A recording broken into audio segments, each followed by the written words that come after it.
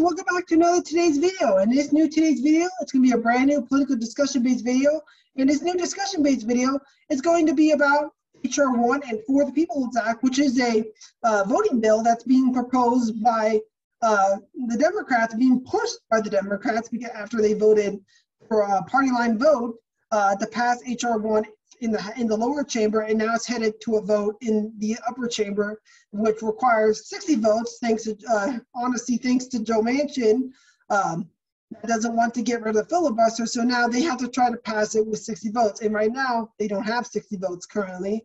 And the Democrats tried to push for they try to get Joe Manchin on board and even Kirsten Sinema on board getting rid of the filibuster, but they said no, they're not going to, which honestly, in my opinion, is a good thing that the filibuster is here to stay, simply because it is the minority's right to stall legislation. It is the minority's right to express their opposition towards a bill that they might disagree with.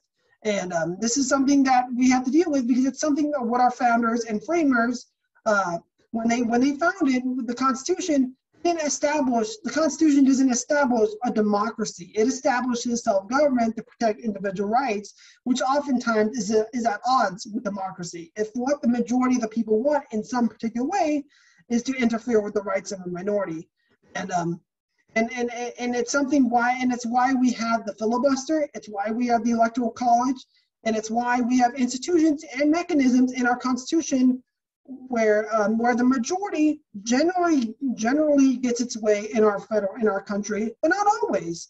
We see it in presidential elections from time to time. We see it when the Senate stalls legislation, coincidentally, Joe Manchin being opposed to the filibuster, and we also see it in Supreme Court cases. The majority generally gets its way in our federal union, but not always. And it's there to protect individual rights because we value individual rights over democracy in our country.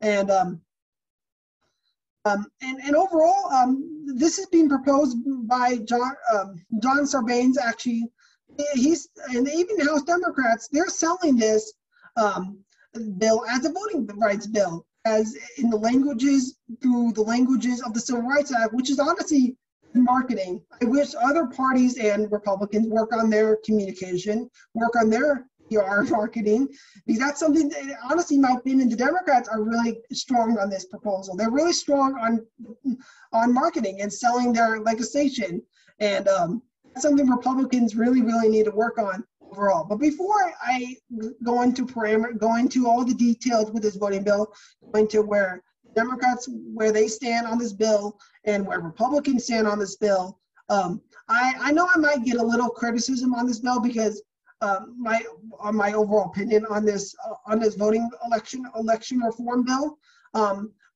simply because there is some areas in this bill I overall disagree with, simply because it should be done mainly more at the state and local level, and as well. And there are some areas I do agree with it. So I ask you, if you guys want to still like and dislike this video, go right ahead. Just voice your agreements or disagreements with my overall opinion of what I think about the For the People's Act. And if you guys want, and when you do comment down below, be very civil. Let's have a civil and honest discussion about this voting bill and share and where you guys overall stand on For the People's Act. And let's just be very civil at it. Let's be very civil to all people in the comment section below. And because everyone's voice matters, everyone's ideas matter, everyone's solutions matter, because all of us, conservatives, centrists, liberals, progressives, and everyone on the political spectrum have great ideas on how we can solve the major issues of our country's time. So be very civil at it, and let's show to the two-party system, the Democrats and to the Republican Party, that we are better than them. We will not embrace partisan activities. We will not engage in partisan games or partisan bickering. We're going to actually cooperate and collaborate with each other as civil Americans. We're gonna understand that we all have a common ground in something, actually get things done for the American people and get incentives done to truly create a government that's truly by, of, and for the people. So and now let's actually begin, shall we? H.R. 1, or For the People's Act, this was actually proposed because he was the John Sarbanes, the congressman from Maryland's 3rd congressional district. He was the one that proposed. He was the original framer of this bill. He was the original guy who wrote this bill. All of his staffers that wrote this bill, and he proposed it to the House floor. And now the Democrats are really on board with it, except for Joe Manchin because since it's right now stuck in the Senate currently, because it can't go anywhere because the Democrats don't have the votes to passing H.R. 1 because Joe Manchin doesn't want to get rid of the filibuster, which honestly is a good thing, but I'm not going to go into detail since I explained it earlier. So let's actually talk about the summary of the overall bill. For the People Act, this bill addresses voter access, election integrity, and security, campaign finance, and ethics for the 3 branches of government. Specifically, the bill expands voter registration, automatic and same-day registration, and voting access, vote by mail, and early voting. It also limits removing voters from voter rolls. The bill requires states to establish independent redistricting commissions to carry out congressional redistricting. Additionally, the bill sets forth provisions related to election security, including sharing intelligence information with state election officials, supporting states in securing their election system, developing a national strategy to protect U.S. democratic institutions, establishing the legislative branch, national mission to protect the United States democratic institutions, and other provisions to improve the cybersecurity of election systems. Further, the bill addresses campaign finance, including by expanding the prohibition on campaign spending by foreign nationals, requiring additional disclosures of campaign-related fundraising, and spending requiring additional disclaimers regarding certain political advertising, and establishing an alternative campaign funding system for certain federal offices. The bill addresses ethics in all 3 branches of government, including by requiring a code of conduct for Supreme Court justices, prohibiting members of the House from serving on the board of for-profit entities, and establishing additional conflict of interest and ethics provisions for federal employees in the White House. The bill requires the president and the vice president and certain candidates for those offices to disclose 10 years of tax returns. So ultimately, this is the overall summary of the bill. And there are some areas I disagree with this bill completely, full-heartedly. One of those things is requiring states to establish independent redistricting commissions to carry out congressional redistricting. That, in my opinion, goes against the Constitution. States are the ones that redraw the district lines. They're the ones that redraw the congressional districts. The federal government cannot force the states on how they can handle congressional redistricting in their own individual sovereign. Like what I said before, states are their own sovereigns. The federal government cannot tell them what to do. And it's important to check on the power of the central government. That's one big thing I full-heartedly disagree with. Another thing I full-heartedly disagree with, this is something that was in H.R. 1. This actually publicly funds political campaigns. H.R. 1 says H1 will use public funds to create a 6-to-1 match on political contributions up to $200. This would force the American people to spend millions of dollars to fund campaigns of political campaigns, of political candidates. This is something that, honestly, how is this for the people, honestly? Because this ultimately means that your taxpayer dollars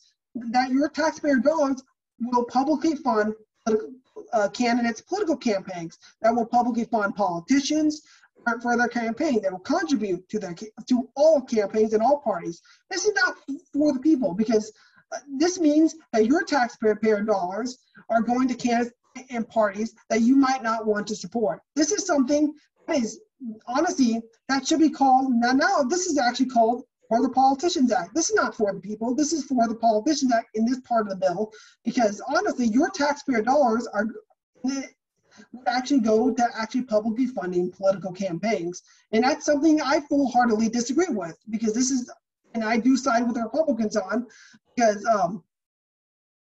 because honestly, because honestly, the American people should choose who they want to contribute. They should have all the liberty and the freedom to actually contribute money to candidates that they support, not the candidates that they don't support. And that's why I disagree with this part in the bill, because taxpayer dollars should not publicly fund political campaigns. That should be up to the American citizen to actually contribute, not taxpayer dollars contributing to all candidates and parties. And as well, another part I full-heartedly disagree. If I can find it in the bill, it actually promotes internet and online voter registration. Honestly, I completely, full-heartedly disagree with this bill, part of this bill, simply because this would encourage a lot more hacking, and it could encourage a lot more fraud to occur, because the internet in this day and age it can be subject to a lot of cybersecurity problems, a lot of hacking, where it can actually enroll a lot of voters that are not eligible to vote, are ineligible to vote. And that's why I do not agree with internet voter registration. But I do agree with automatic voter registration, because I think once you go to the DMV, once you get your state ID, or once you get your driver's license, you should be able to automatically registered to vote, because that shows with an ID, with a driver's license, that you are a resident of your state, that you are a citizen of the United States of America, to actually vote in our elections, to vote in state elections, vote in presidential elections, to vote in congressional elections, to vote in Senate elections, state legislature elections, and even local elections. That's something I full-heartedly agree with, but honestly, it creates it completely micromanages all the states. The federal government is trying to in some areas actually, this bill would actually federalize our elections even more, put more power in one place. And how are you going to stop the corruption there if more power is in the federal government level? More power is in the federal government level. And that's something what the framers wanted to avoid. And I'm all for preserving founder's ultimate vision of federalism, putting power down into the states. States run elections. No one state controls the outcome of any election on the federal level. And as well, this is something I do not agree with. Same-day voter registration. Honestly, in my opinion, that should be up to the state to decide how voter registration should be, because what works for one state might not work for the other. Because all the 50 states have their own rules. All the 50 states, some states have different poll closing times, and some states allow voting by mail, others do not. Some states require a driver's license or an ID to vote, others do not. Every state is different how they conduct their elections, and that's something we should not be tampering with. And we should not be forcing, the federal government should not be forcing states how they should run their elections, how they should run their elections. That should be up to the state's ultimate decision, not the federal level.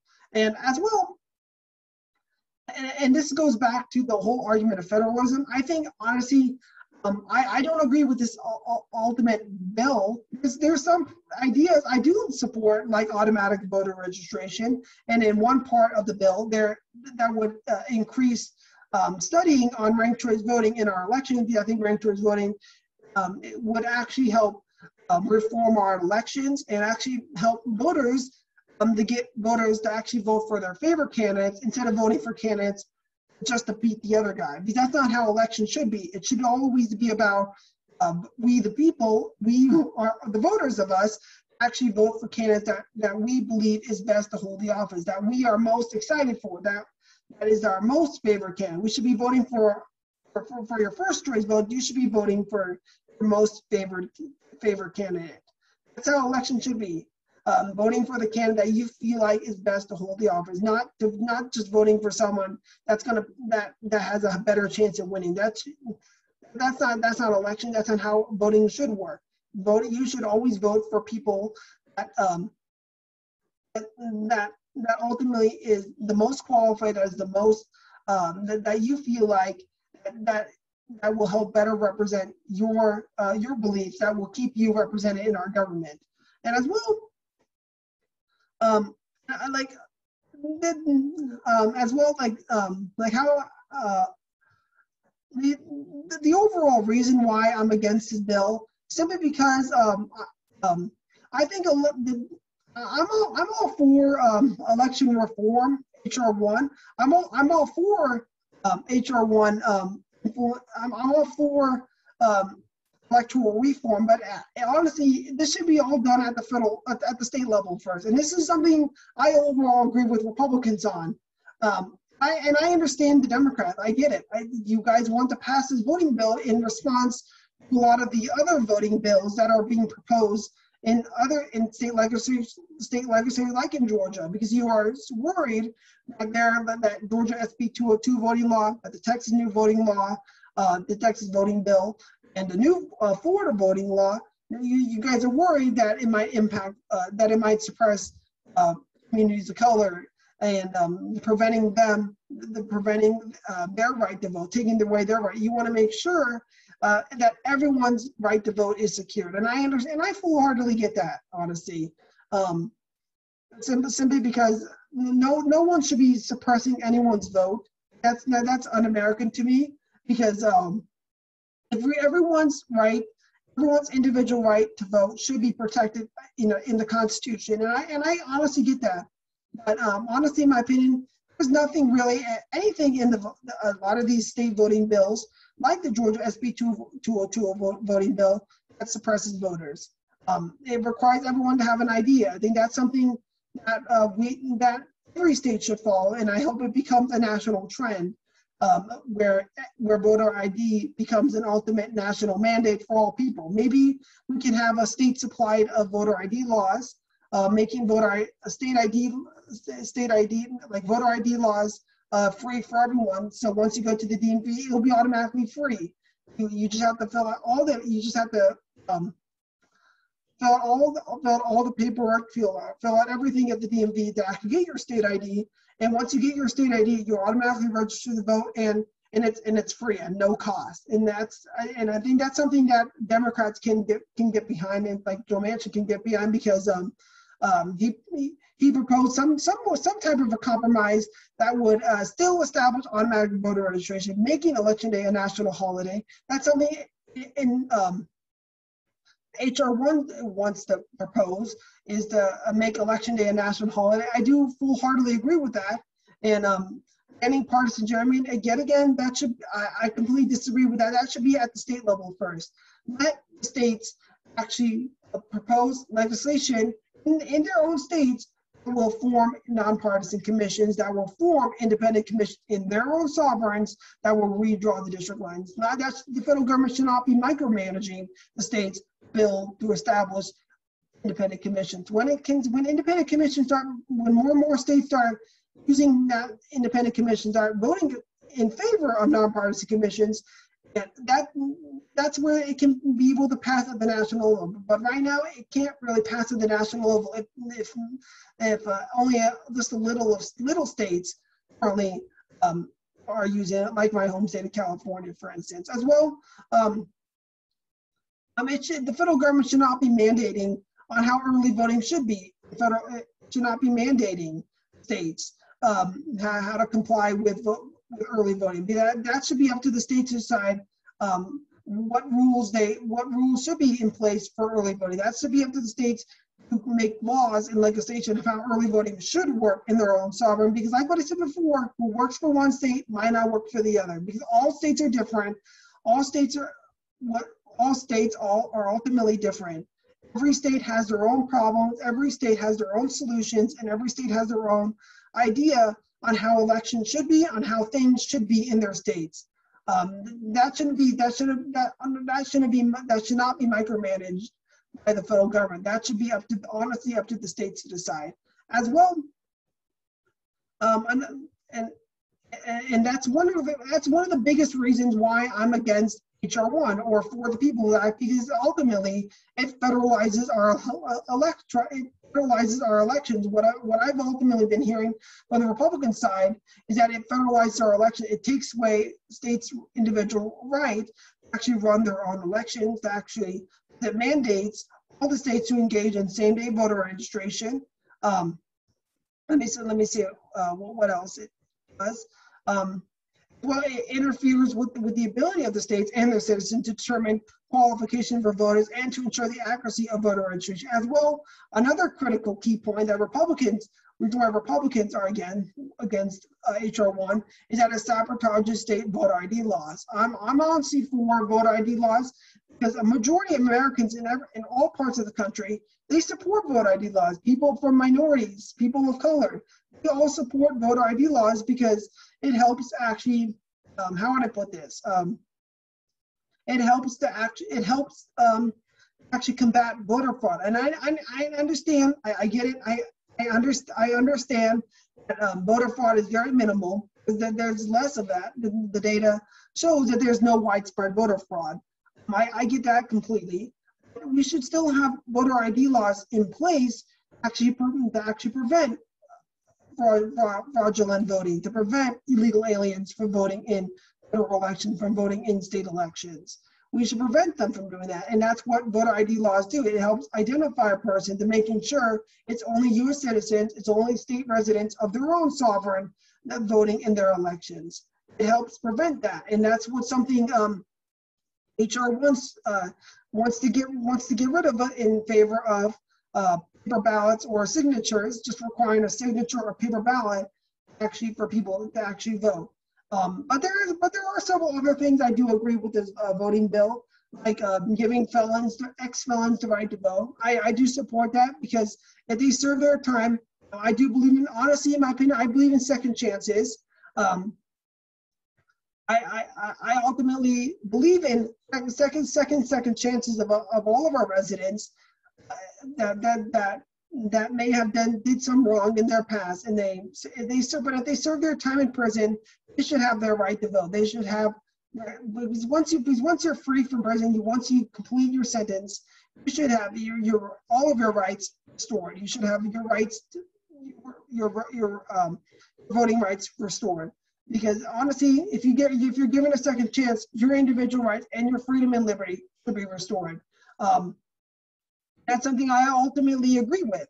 But as well, like another thing I do agree with is promoting more cybersecurity and actually trying to actually strengthen our cybersecurity, our election system to actually combat election interference from foreign nationals. And ultimately, I'm honestly for that. That's the biggest strength of the federal government. There are some things I do agree with this bill, like strengthening things that prevent foreign interference in our elections.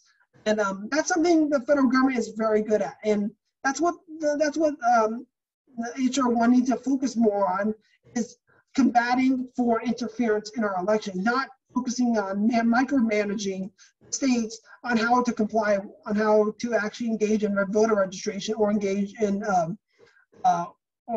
or micromanaging states to actually establish independent commission.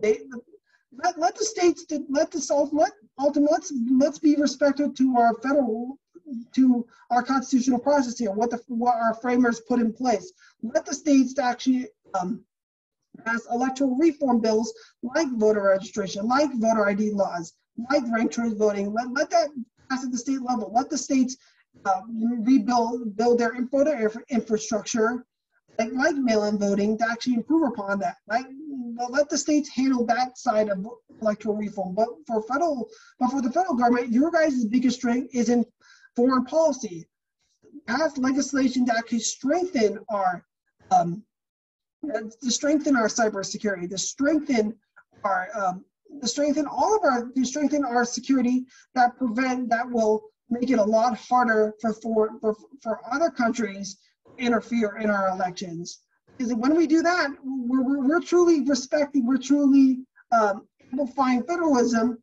We're truly exercising the power that federalism holds, balance the power between federal and state and local government, we're truly exercising that. All the states are performing their elections in their own sovereigns, while the federal government is doing everything they can to protect our country's sovereign from foreign nationals, and making sure we are prohibiting donations and contributions from foreign nationals who try to interfere in our elections. And that's something I full-heartedly agree with.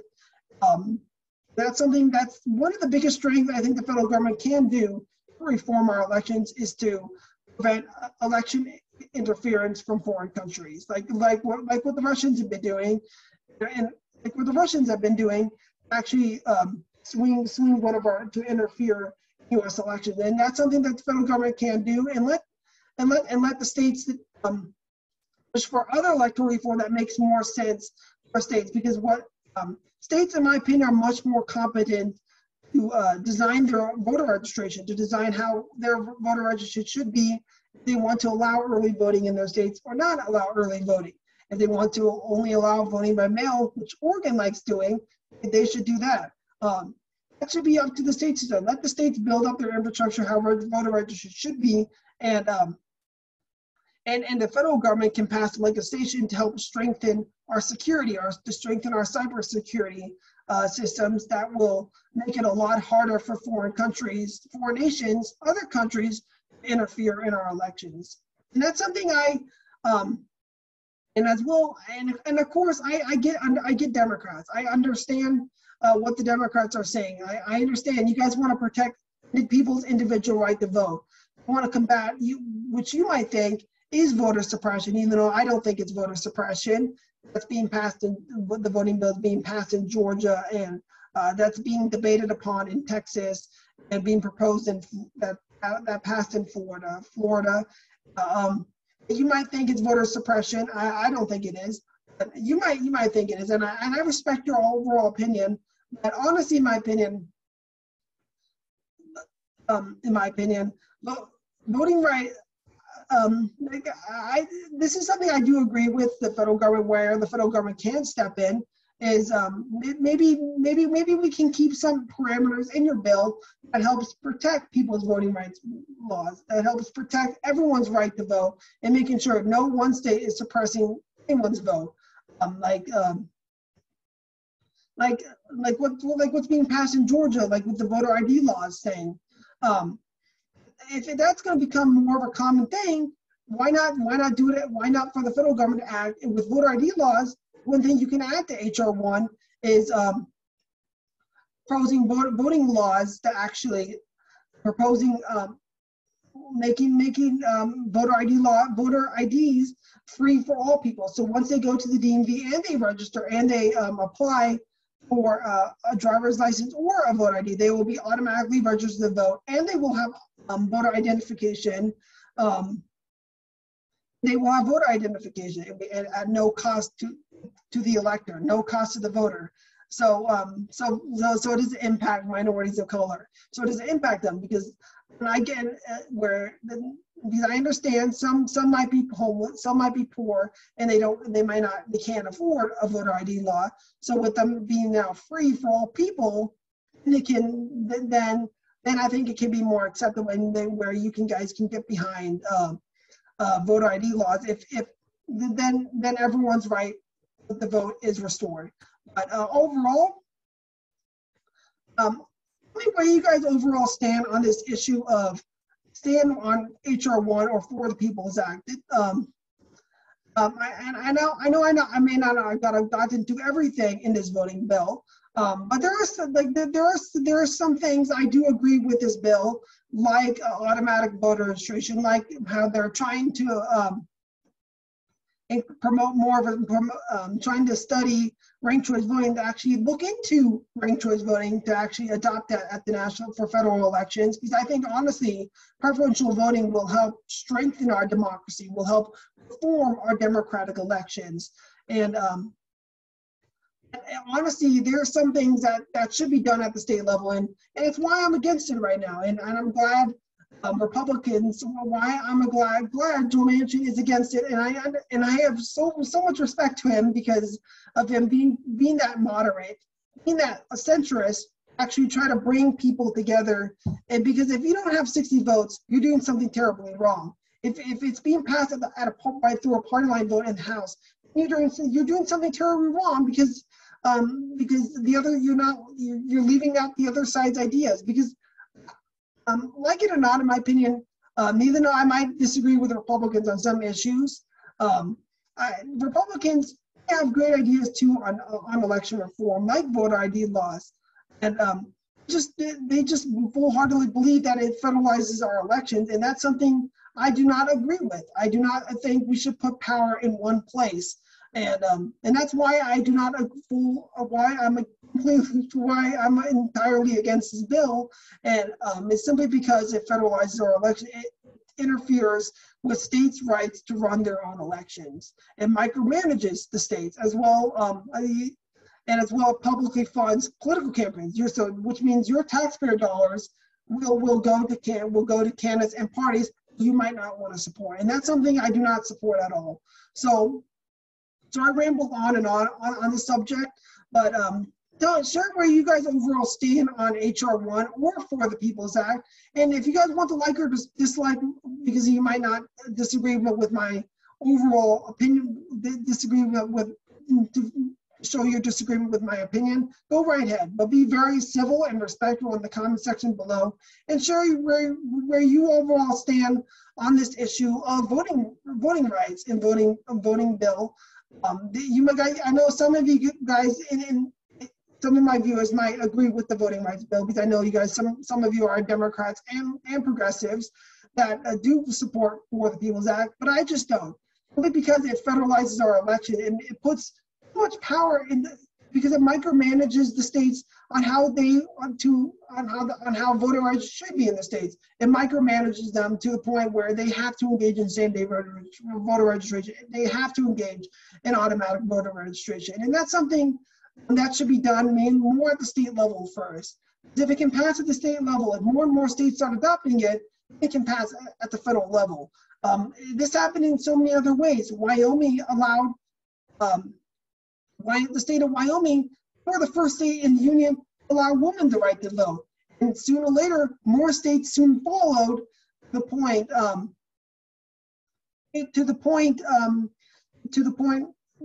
where more and more states started passing, gave women the right to vote in their states, then it became more of a bigger topic and issue, to the point voting rights for where women earn the right to vote in all states at some point. It all began at the state level first, where they relied on small subjects of the country. And that's something that I think electoral reform, like mixed member proportional, which I'm completely for, where it combines, where it preserves everyone gets a local representative, but political parties are better represented. That should be all done at the state level first.